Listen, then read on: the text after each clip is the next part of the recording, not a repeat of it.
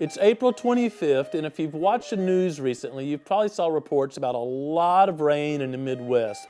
And that's why we're inside today. Now, I really prefer being in the field, but we've had over 10 inches of rain locally and a couple more days of rain predicted. So let's bring you up to speed, and thanks for watching Growing Deer. Growing Deer TV is brought to you by Bass Pro Shops. Also by Reconics, Trophy Rock, Gallagher, Muddy Outdoors, Eagle Seed, Nikon, Winchester Ammunition, Redneck Hunting Blinds, Derby City Turkey Calls, Ansman, and Antler Dirt. Last week, before the rains really started getting intense, Brad and I went out hunting one morning, and we got a late start due to some other stuff going on.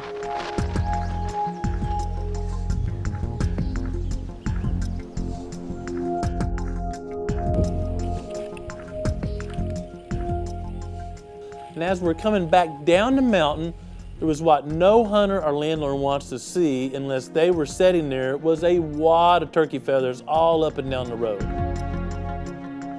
When Brad and I first rounded the corner after hunting up on the mountain, I had assumed right off the bat there'd been a trespasser in here and I was going to get a rope and have a hanging, just teasing. But the feathers are spread 30 or 40 yards, and that would be way more than normal for a shotgun to remove that many feathers from a turkey. Now, turkeys don't have much blood in them. That's the way they were created, because blood is heavy. Of course, turkeys fly, so you don't find much blood from a turkey shot, but I found a spot of blood about the size of your hand or so, all combined. Brad and I quickly started cutting circles, and sure enough, Brad noticed where there were some feathers going up in the woods, and slight blood trailing where we're going patch of feathers to patch of feathers. Now, it wasn't just a string of them. There'd be a spot of feathers the size of a pickup or smaller, and no feathers for 20 or 30 yards. And we kept that pattern going about 100 yards up in the woods.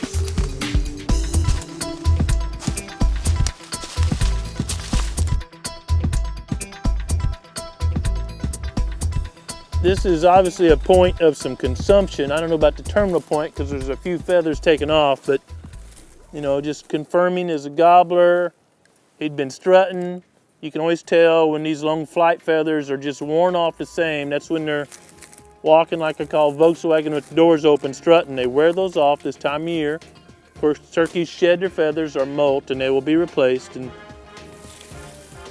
this is where two breasts would have been. This is the breastbone coming up through here, and pelvic back here, and the legs, and I can see chew marks. You know, I would have thought chew marks all through here, and some big fang marks right here, about an inch apart. It's always upsetting when you find a carcass like that and you don't know whether it was a trespasser or a predator kill. Now, predator kills are part of time. They've always occurred. It's just part of the system out there. But poachers, I'm not very accepting of. It's always important to distinguish between a hunter and someone who sneaks in and steals game from a landowner and that family. That's a poacher. They should be dealt with severely to keep hunting in a good name and a good light. You know, when poaching makes news or it's in popular magazines, it gives all hunters a bad name because it's not separated out from a legal, law-abiding sportsman. If this was a poacher, we'll catch him on cameras or something and we'll deal with that later. But it was an upsetting event. Fortunately, we had a better hunt later in the week.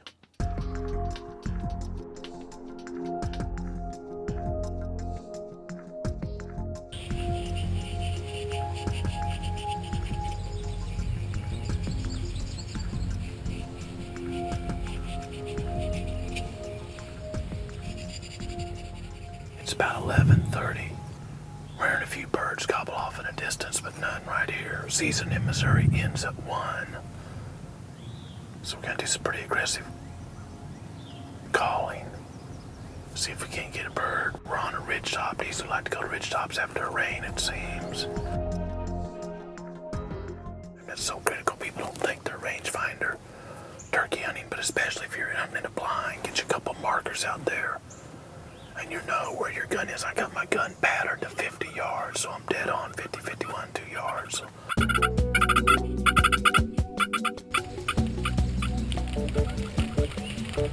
Way out there somewhere. Pay attention to this.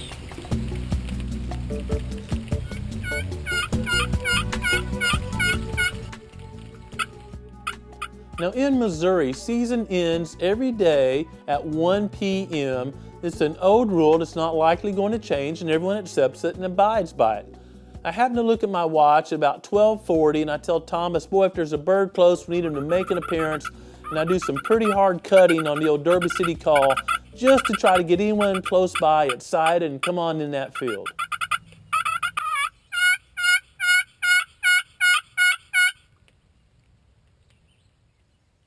Sure enough, at 12:51, you hear one of those rock star gobbles. Blah, blah, blah, blah. Just blows us out of blind. We don't see it, but it's very close to the field, and Thomas and I are instantly scrambling to get our face mask on, get the camera on, get the gun in the right direction, because we're in the game at 12:51 with 9 minutes to go. That's it, that's it, come on. What's that hand? I gotta get my gun.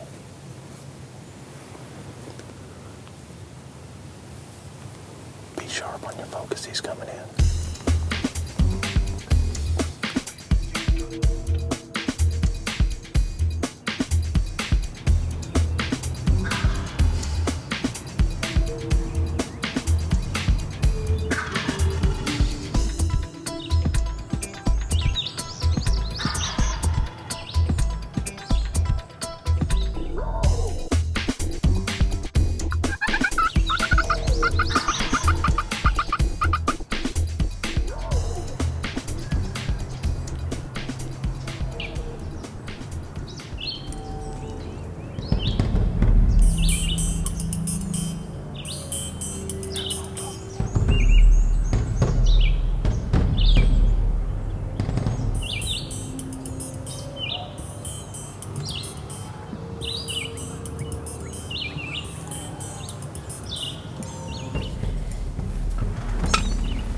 Let's see what time it is.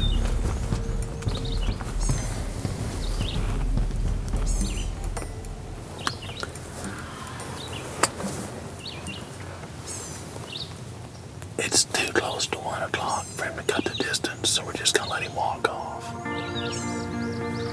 The clock catches us and it's 1 o'clock. We certainly don't call or do anything after that. A, it would be illegal, and B, I don't want the bird coming up there and getting familiar with the blind or seeing movement or getting spooked, because he'll be back in that strut zone another day for me or another hunter, one of my guests.